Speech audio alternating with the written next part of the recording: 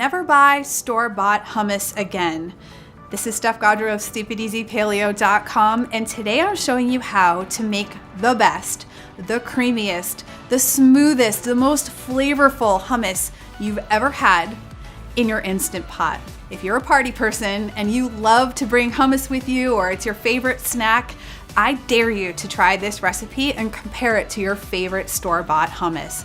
It's so easy to make, you're not gonna believe it, and you're gonna save a ton of money because it's really economical. All right, let's check out the method right now. You're gonna start this recipe with some dry chickpeas. Look for them in the bulk area of your local market. They're really affordable that way. And to get them going, you're gonna need to soak them.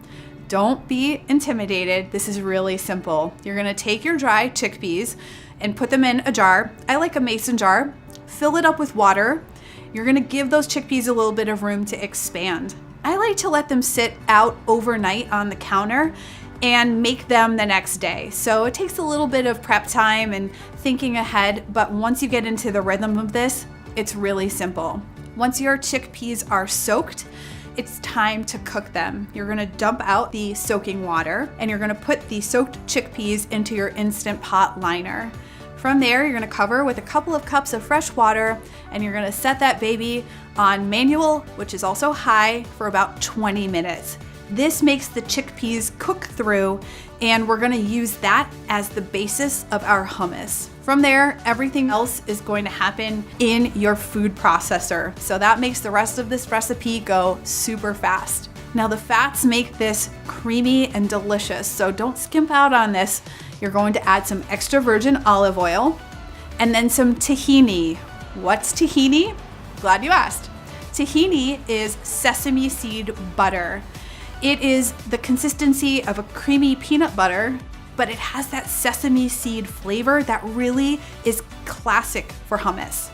So you're gonna add that in, and then we're gonna add our spices. Some cumin, some paprika, delicious.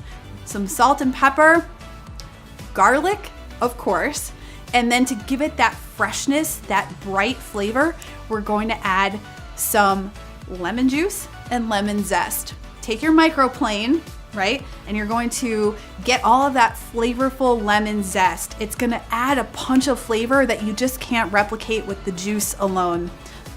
Let that food processor rip, and that's gonna make everything come together and be super creamy.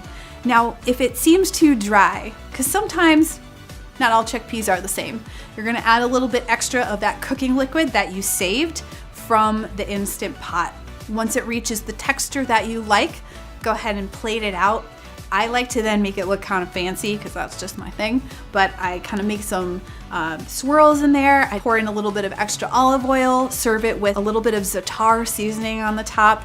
I like to put this with some carrot sticks, celery, you can use jicama, snap peas, gluten-free crackers, whatever you like, but trust me, you're gonna want plenty of things to dip into this hummus because it's delicious. It makes a pretty big batch and it's gonna stay nice and fresh in your fridge for up to a week. To get the full recipe for my super creamy Instant Pot hummus, head over to StupidEasyPaleo.com.